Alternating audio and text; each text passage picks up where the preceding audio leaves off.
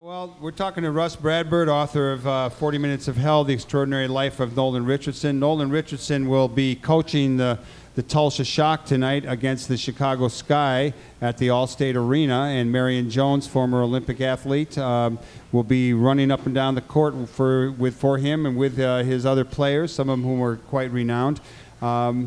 Rus Bradburd, I wanted you to talk a little bit more about Arkansas and politics and race relations and changing of structures. One of the things that you clearly is a major part of your book is a man named Frank Broyles, who kind of not only he was the football coach, became athletic director, had a lot of power, pretty clearly had some racial problems and how he related to people, but he also had extraordinary power, which is another thing you address in your life in general about the power of coaches. At the outset of the show, we talked about how much money coaches make as opposed to the teachers who teach our kids. Talk about that. Well, Frank Broyles was in charge of a budget as the athletic director of the University of Arkansas. He worked at the University of Arkansas for 50 years, and most of that was as the athletic director. But as the athletic director, he was in charge of a $400 million budget when he retired. And I do think there's a kind of craziness to have a $400 million athletic budget at a university, but also to have one person in charge of it is a really bad idea. But Mike, before I talk about Frank Broyles, I do want to say, and something I say whenever I talk about the book, is I don't see any point in looking at the civil rights movement just to say, well, Frank Broyles was a bad guy or Martin Luther King was a great guy.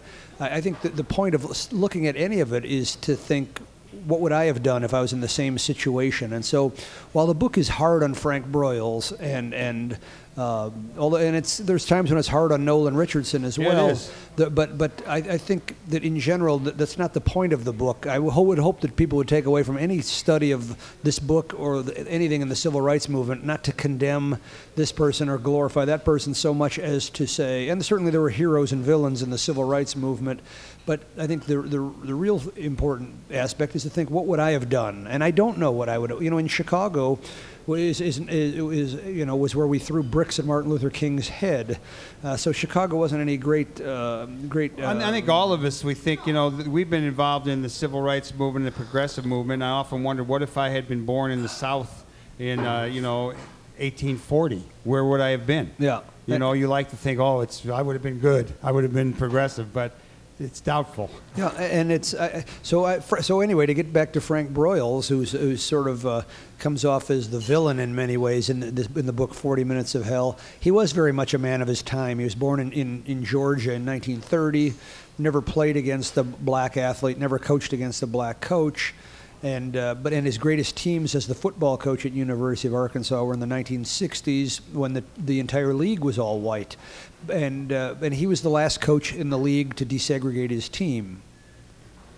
And I got to ask you this, Rus. Just generally, the response to your book, 40 Minutes of Hell, but in particular, the response in Arkansas, which had to go through this, basically the firing of Nolan Richardson, the President White, who tended to be liberal on a number of issues and tried to be, but got overridden apparently by Frank Broyles, the athletic director. What's been the response to the book in general, and in particular in Arkansas? Because I know there was supposed to be an event celebrating Frank Broyles' career that got canceled because of your book.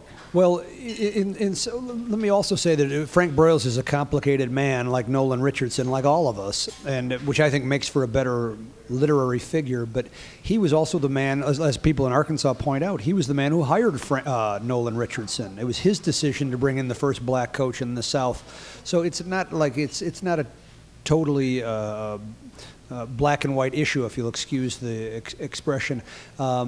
But also, I think what Nolan Richardson does, and what I think the book is about in many ways, is about memory, and what are we allowed to forget, and what do we have to remember. And I think that's what the book is really about, is that Nolan Richardson wants us to remember things that most Americans are not comfortable remembering. And I think we'd all agree that we'll never move forward in this country if we never talk about race. But if we talk about race every 10 minutes, we won't move forward either. And I think Nolan is somewhere in, leans to the point of talking about race more than most people are comfortable. Americans, particularly white Americans, don't want to talk about race, and they want to put the past behind. And so you'd asked about the response in Arkansas, and there's a lot of people in Arkansas that have been made very uncomfortable by the book because it brings up the long history of Arkansas race relations. Well, it was one of the last places you got a review, as I understand. And did they cancel an event for Frank Broyles? They did, and although they never said exactly why, but in Little Rock, there's a place called the Mosaic Templars Museum, and it's a black-owned and run museum, and the players from the 1970s, football players from the 1970s who were on Frank Broyles' teams when he did desegregate his teams, wanted to honor him. But there were players from the 60s who never got a chance that sort of were very much against honoring the man that they felt like had blocked integration in the state of Arkansas. So I think he's an interesting man, Frank Broyles, because when he blocked it with all his heart. And when he embraced it as by the end of his time at the University of Arkansas as the football coach, he had more black players than anyone in the league. And so the book makes this point in the book 40 Minutes of Hell. It makes the point that he's more than anything, he's a businessman. And when it was business-wise expedient from a business standpoint to exclude blacks, he did that. And when it was expedient to recruit them, he did that. And I think the bottom line for Frank Broyles is money. He doesn't see black and white so much as he sees green, I think, in some ways. Speaking of money, how's your book doing? Well, the book's doing terrific. It got a nice review in Sports Illustrated and the Boston Globe, and even the Arkansas Democrat Gazette did a nice review. And my favorite Chicago Tribune writer, who's no longer there, is Dan McGrath, but he wrote a nice piece that got in the New York Times about my journey in the book and that kind of thing. I don't know if anyone remembers Dan McGrath, but he's one of the great voices in Chicago journalism. Well, you are a wonderful guy. And what is your next project? Well, you are a writer. You're a teacher, a writer, sometimes a coach. What do you got going? I teach mostly fiction classes, and I'm supposed to be a fiction writer. So I'm working on a collection of short stories set in the world of college basketball that are very sort of they're not actually basketball stories, but have to do with the power dynamics between coaches and players, but also black and white.